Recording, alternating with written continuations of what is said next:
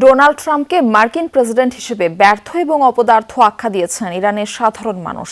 ট্রাম্পের নীতি এবং ইরানের হামলার প্রতিবাদে শুক্রবার তেহরানের ইনকিলাব স্কয়ারে বিক্ষোভে নামেন শত শত মানুষ। যুদ্ধবিরতি নিয়ে ট্রাম্পের অবস্থান নিয়ে ক্ষোভ জানান তারা। এ সময় হরমুজ প্রণালী নিয়ন্ত্রণ এবং সমৃদ্ধ ইউরেনিয়াম হস্তান্তরের শর্ত নাকচ করেছেন ইরানিরা। রাঁধুনি মেজবানি মাংসে মশলা থাকলে আসল মেজবানি রান্না কোনো ব্যাপারই না।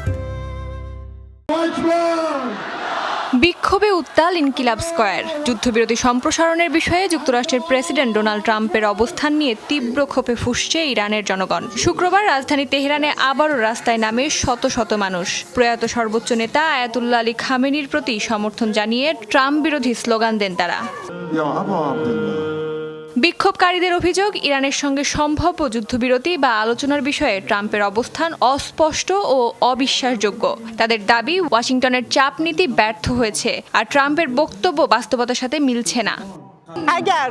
ট্রাম্প যা বলছেন তা যদি সত্যি হয় তবে তা প্রমাণ করে যে তার অবরোধ ব্যর্থ হয়েছে। তিনি আমাদের পরাস্ত করতে পারেননি এবং আর অপমানিত না হওয়ার জন্য তিনি বলছেন যে আমরা ও অবরোধ তুলে নিচ্ছি। এখন দেখতে হবে তিনি কতটা সত্যবাদী।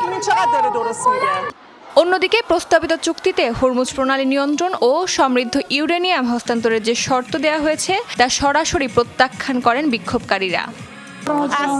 আমরা কোনোভাবেই আমাদের ইউরেনিয়াম হস্তান্তর করব না। সমৃদ্ধ ইউরেনিয়ামের আধ্যাত্মিক ও বস্তুগত উভয় দিক থেকেই উচ্চ মূল্য রয়েছে। এটা আমাদের মাটিরই একটি অংশ। এটা ইরানি জাতির সম্পত্তি এবং আমরাই এর সিদ্ধান্ত নেব। আমাদের কথাই আমাদের নেতার কথা। হরমুজ প্রণালী অবশ্যই বন্ধ রাখতে হবে। যতক্ষণ না আমাদের নেতা অন্য কোনো ঘোষণা দিচ্ছেন, আমরা একই কথা বলতে থাকব। বিক্ষোভে অংশ নেওয়া অনেকেই ট্রাম্পকে অপদার্থ আখ্যা দিয়ে বলেন, মার্কিন প্রেসিডেন্ট হিসাবে তার নিজস্ব কোনো অবস্থান নেই। প্রথমত, এটা শুধু আমার একার মতামত নয়, সারা বিশ্ব বলছে সে একজন পাগল এবং বোকা লোক। সে তার কথা রাখে না। সে একজন পুরোপুরি মিথ্যাবাদী এবং নিজ প্রকৃতির লোক। সে শুধু আজে বাজে কথা বলে। সে যা বলে আমরা তাতে কান দিই না এবং আমরা আমাদের নিজেদের কাজ চালিয়ে যাই।